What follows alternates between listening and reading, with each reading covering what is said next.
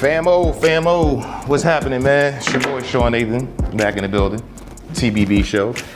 Y'all know what to do. Pleasantries out the way.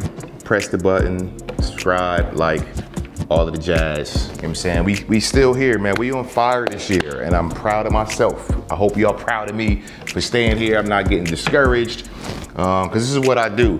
I'm learning that every week when I tap in with y'all, and every week that I sit down to do this, I am fine-tuning a skill set that God has placed into me, and that's communication.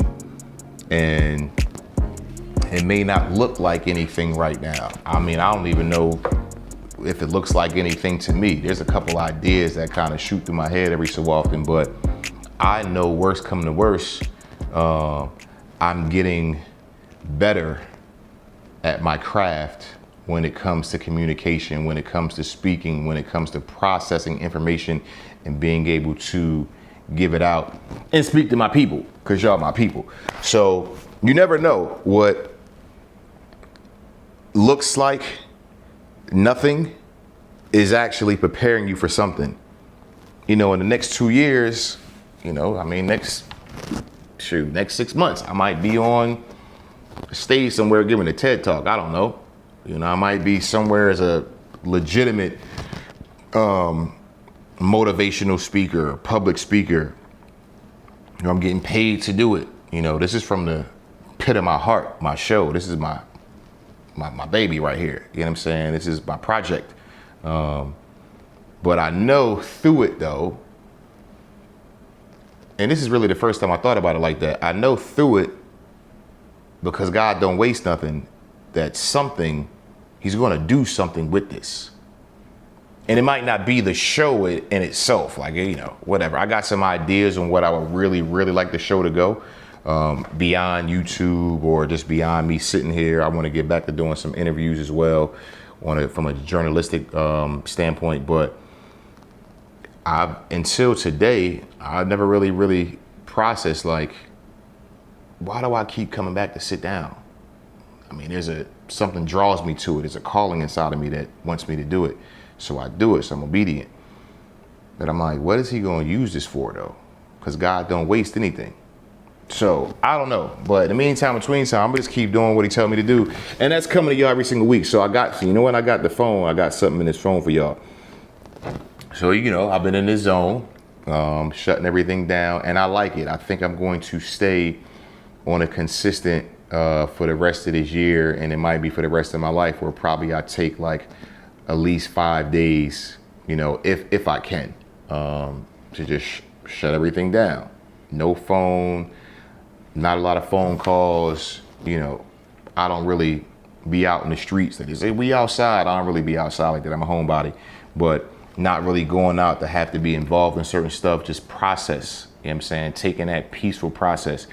And through that time, I had these 4 words that dropped in my heart: pray, work, fight, and live. In that order.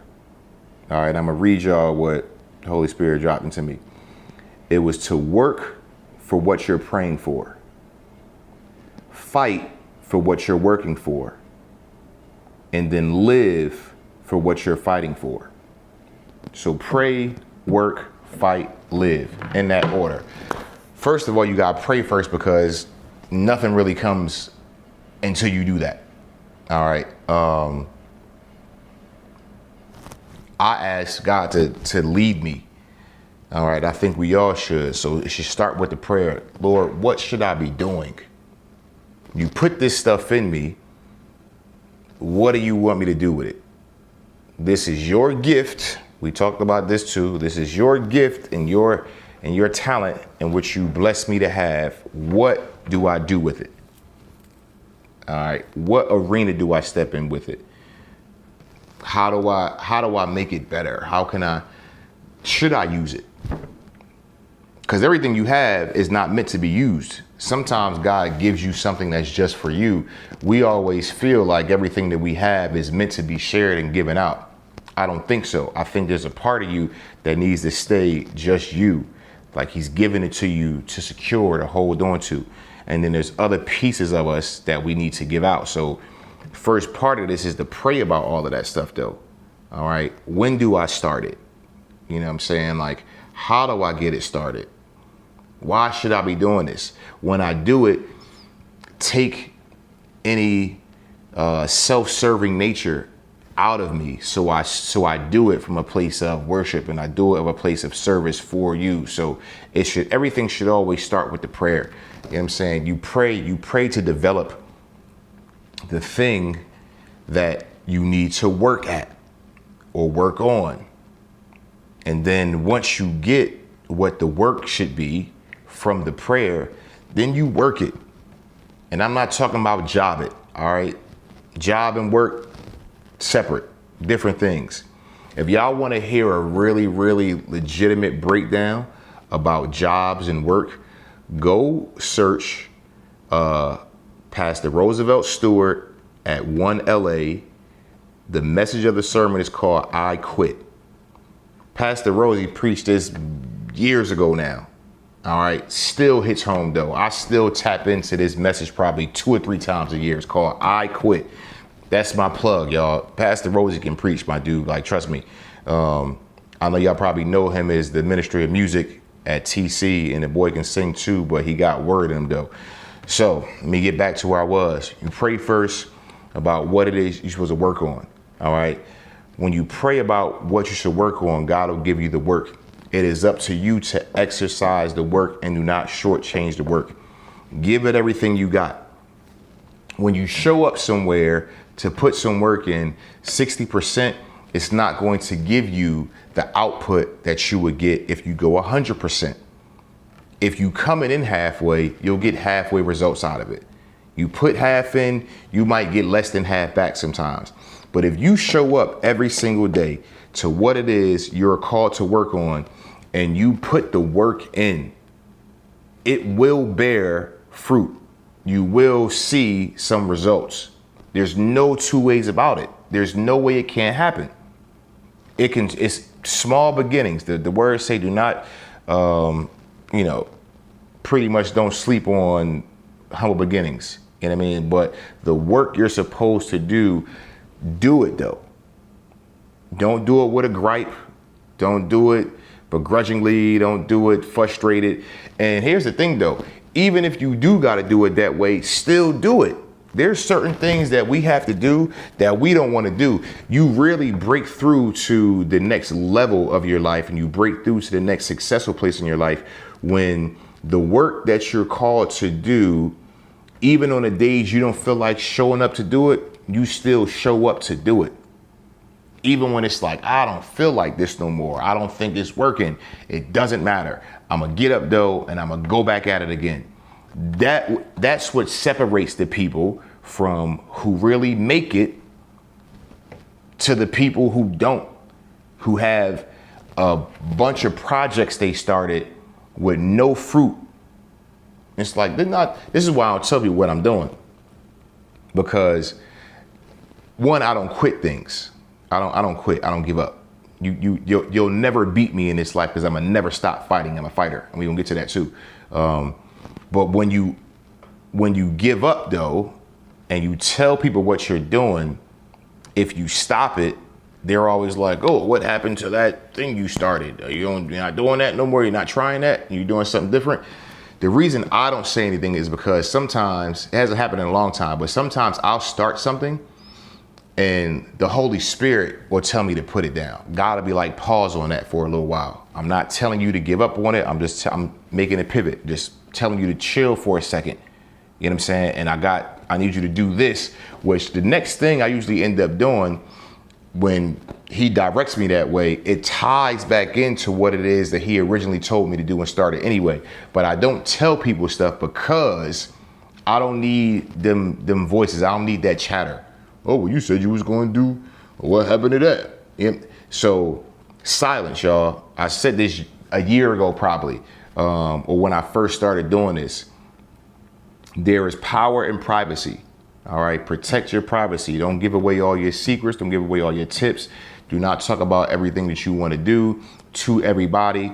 You don't need the peanut gallery. I told one person recently who I thought was, I could really trust with it.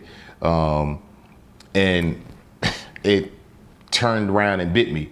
And it was like, well, why would you want to do that? That seems like a lot of work. I was like, damn, that's crazy. I'm like, well, yeah, it is a lot of work, but I know why I want to do it. I know why I'm called to do it.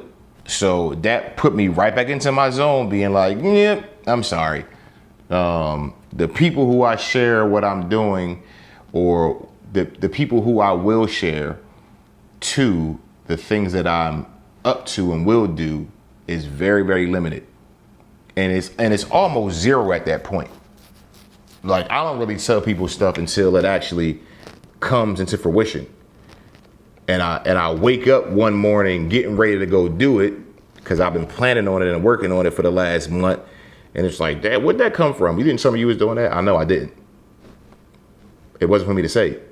And I've learned for myself, I have higher levels of execution when I don't have to have the peanut gallery in everything that I'm doing. And I found a sense of security that when you don't need to tell everybody your stuff, it's like you're searching for validation. If you can go do it without having to tell 10, 15 people what you up to, you really believe in yourself. I feel like people give away what it is they're doing because they're trying to get somebody to agree with them, and tell them it's a good idea, or they're trying to find that encouragement for other people. If you can't find your own sense of encouragement for your own work, you're not going to get it from nobody else, because they're not going to do it for you. So bottom line, you got to lock in and believe in yourself, and you got to execute the work at all cost. And it doesn't matter if anybody else is going to give you an attaboy, help you out, or support you. If you believe in you, you'll do it. If you don't believe in you, it's not going to happen. So don't look for somebody else to validate something that's in your heart to do. All right. So we got pray, we got work, and then we got fight. You got to fight for it. Point blank. Ain't nothing gonna come easy. Nothing. All of the overnight success people, it's only overnight because the day before it hadn't happened yet. The next day, when the contract gets signed, when the video go viral, that's a overnight situation to a long journey of fighting for the work they was putting in.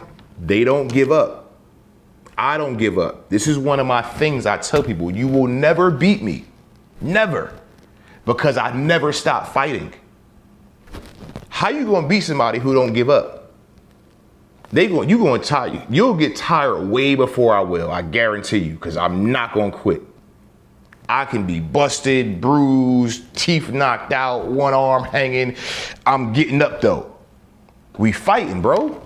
And I'm going to fight for what it is I love, what I fight for, what I believe in. I'm going to fight for my visions. I'm going to fight for my dreams. I'm going to fight for my family. Most of all, I'm going to fight for God to get this word out. I'm going to fight for what he puts inside of me. So I pray about what it is he wants me to work on. Then I get to work at it, and I keep my work. I do my work in silent, because I don't need the affirmations or support from anybody else, and unless it's the people he sends me that's going to support me and help me. And then I fight for what it is I'm working for. Because if you don't fight for what you're working for, everything is not going to be a yes. Every step along the way is not going to be a win. Everything you do is not going to be at its highest level. I mean, you should try to execute at its highest level, but when it comes to what you receive from it, it might not be what you actually want. You're going to get some duds. You're going to drop off somewhere. Something is not going to work. You're going to hit some pitfalls.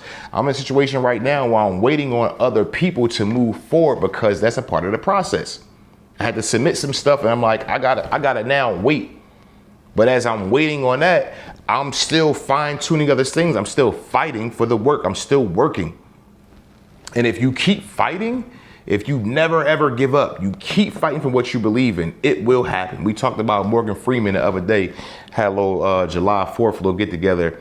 And my man Morgan Freeman, somebody said he'd been old his whole life, and he really has when it comes into the public eye, because my man ain't really get popping until he was 50. I think he was a cowboy or something, and like some kind of nuanced Western or whatever. But I think that was like his first role. Y'all can look it up. Where he played a cowboy, and he was like 50 something though. Sam L was 40. Never stop fighting.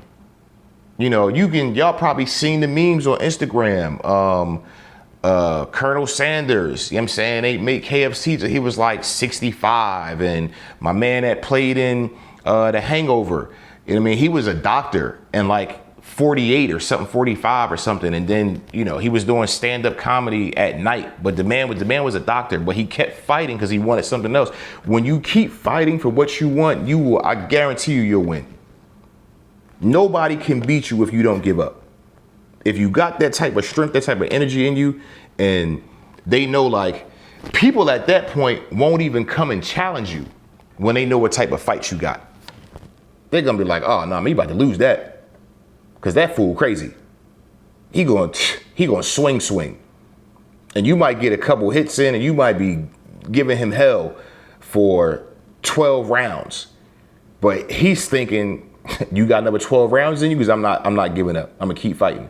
When you got that type of state of mind, bro, that a life and what it is you going after, you can't lose. Essentially, you can't lose that. And like, you might not even, let me not discourage y'all because it can get really grand. But let's say the plan doesn't become grand, but it still gets executed and it still happens. Which one do you want? Do you just want to see it? Do you want to see it happen, come together? Or do you want it to be grandiose? I believe that once it comes together through all the fighting that you did, you put in so much work, so much fight that even when it gets to, all right, now it's out there, it's operational, I'm going to keep going now.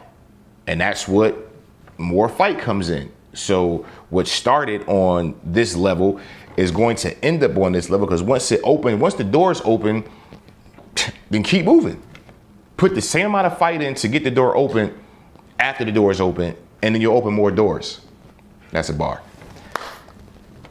After you fight, you pray, all right, to find the work. You start doing the work, all right, you fight for the work you're doing.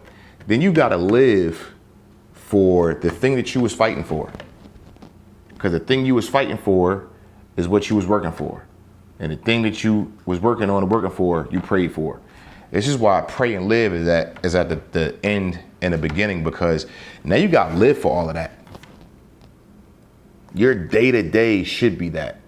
And I sweated and I bled and I had no's and I got ridiculed and I'm long nights and early mornings and whatever, despair, frustration, pain, wins, losses. Like, I fought for this. I bled for this because I worked for it and I prayed for it. So now I'm going to live it.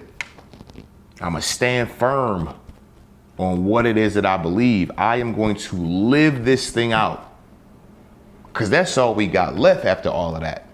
Like, yeah, the stuff that we work for and the stuff we create, like, that's cool. You should be doing something. I want everybody to be doing something. Get active. I say it all the time. No activity, no productivity. Get active. Work for something. You know what I'm saying? Build something. But all we got is this life, though. And live. And really, really live. I'm not going to talk about it today, man, but I realize I'm going to give you a small little bit of intel into myself. I haven't been happy in years. And when this hit me recently, I got so sad because it was like all I've been doing for the last, 10, 15 years is struggling to work to try to make it to get to the next level, to the point to where as though I have not really enjoyed living. And that's a hard pill to swallow when you look at your life and you tell yourself that, yeah, I've been to concerts, I've taken trips, I've gone on vacations, but then I do all of that and the next day I'm like right back to like being frazzled. Like, so that's another conversation though. You know what I'm saying? But this ties into, it made me realize that even through the stuff we pray about, the work, and then we start the work and then we fight for what we work for, that we really gotta live though. You gotta live for all of that. Let those first three things put you in a place where you really enjoy living. I don't think a lot of us enjoy living. So I think a lot of us just wake up in a place that hopefully you're grateful for. The ambitious people, you know what they want more, but they realize they're not where they started. Other people are like, they're trying to get to a different place, so maybe they don't like where they are. But I feel like there's a large percentage of people who don't really enjoy living. They get up, they go to a job, 9 to 5, they might like it, might not, eat lunch, come home, you make dinner, maybe, if you're blessed to do that, some people not, and watch some TV, take a shower, if you clean, everybody don't shower, and you go to sleep, you get back up, do it again. You save your little coins to go to your little functions on the weekend maybe, or save your coins, you can take a little vacay so you can post about it, so you can have other people look at you being like, oh, they living, they doing stuff. But are you really though? Like, I really want y'all to ask yourselves, man, everybody that watches this, all right, do it for your self-audit this year, this second quarter. Really examine just the last 3 years of your life. And be real with yourself and ask yourself, like, have I really truly been enjoying living? Do I take the struggles that I have and still enjoy them? Because nothing lasts forever. And some things only last for a season. Have I been so stressed out that I'm not giving the care and the attention that I need to my family and my loved ones and my children and my spouse? Am I treating my body right? Because I only get the one. Like, ask yourself that. Because if you can't live after fighting for what you worked for and working for what you prayed for, and then going back and praying for more things to keep coming to you so you can keep working and you can keep fighting for it and you can keep living. If you're not living at the end of it, if you're not living, none of it matters. I don't think God really cares about anything, man, like that we really do if we don't put the piece of living, just authentically, like living a true life of, I don't know, aliveness, I guess. Like, that's not even a word, but that's what I feel like. If you can be that person that no matter what, like, I love every aspect of life. The rough times, the good times, the in-between times, because they all mean something. Every part of it means something. So you pray, we work, we fight, we live.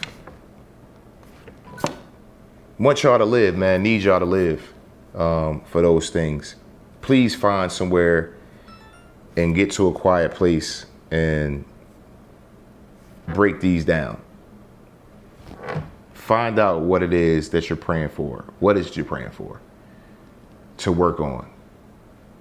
Then once you establish what you want to work on, how much are you willing to fight for it? And if you ain't willing to fight for it, it's probably not what you should be working for, working on. And after you put up that fight, you done fought so hard, you better live and enjoy it and let it go somewhere. Let it take you somewhere. Let it feed somebody else. Let it encourage somebody else. Live for it. Embrace it. Smile about it. Feel peace about it. Even in the moments of sorrow, the sorrow that you might feel throughout life, feel the sorrow with joy, because the sorrow don't last. Embrace it, being like, wow, this is crazy. Like, I feel this downness, this sadness, but thank you, Lord, that at some point you're going to bring me out of it. That's how you find joy through everything that happens, the not so good things. That's all I got, y'all, because I can keep going on this, man, because I feel it unraveling. But pray, work, fight, live. And that's what I got. So, y'all, listen, I got a couple things I want to do on this show, and hopefully I get to them.